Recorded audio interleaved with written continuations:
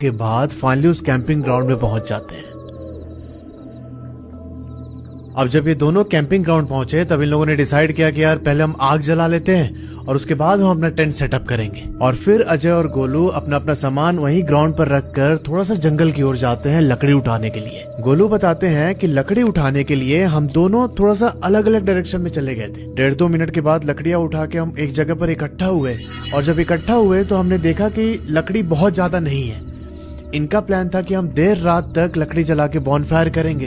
फिर गोलू बोलता है कि यार इधर तो मिला नहीं, थोड़ा सा और अंदर चलते हैं क्योंकि इतनी लकड़ी में तो हो नहीं पाएगा। ये डिसाइड करके दोनों जंगल के थोड़ा सा और अंदर घुसते हैं इस उम्मीद में कि उनको लकड़ियां मिल जाएंगी। अब सामने देखते हैं कि बहुत सारी लकड़ी पड़ी हुई थी तो ये लोग ना धीरे धीरे लकड़ियां चुनने लगते हैं। अब जिस जंगल के अंदर ये लोग लकड़ी चुन रहे थे वो चीड़ और देवदार के घने जंगल थे। अब जिन लोगों ने पहाड़ों में ट्रैक किया होगा उनको पता होगा कि चीड़ के पेड़ में एक कोन होता है। उस कोन में से एक रेजिन जैसा मटेरियल निकलता है जो कि बहुत जल्दी आग पकड़ता है। अब राज को यहाँ थोड़ी दूर पर 3-4 कोन गिरे हुए दिखाई दिए तो ये गोलू को बोलता है कि भाई तू वहीं पर लकड़ी उठा, मैं वो कोन लेके आता हूँ। और कुछ कदम चलने के बाद राज फाइनली वहाँ पहुंच के कोन उठाने लगता है। और भाई जैसे उसने कोन उठाया वो देखा कि दूर जो चौथा पेड़ है उस पेड़ के पीछे ना कोई खड़े होके रो रहा है। ये चीज देख के राज एकदम फ्रीज हो गया।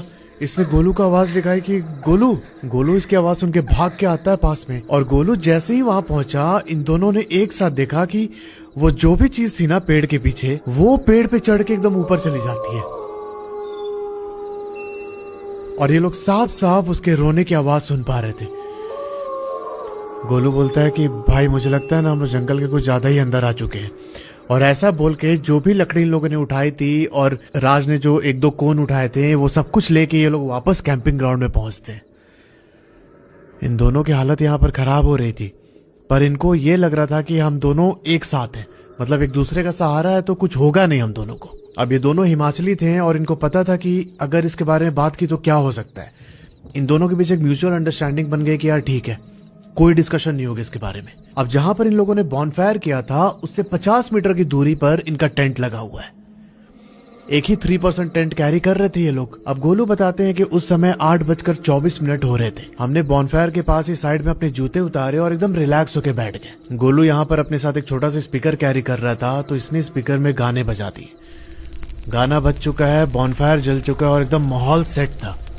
ये लोग सिगरेट निकाल के पीने लगते हैं और इनका प्लान था कि अभी थोड़ी देर में हम दारू की बोतल खोलेंगे और आराम से बैठ के पिएंगे।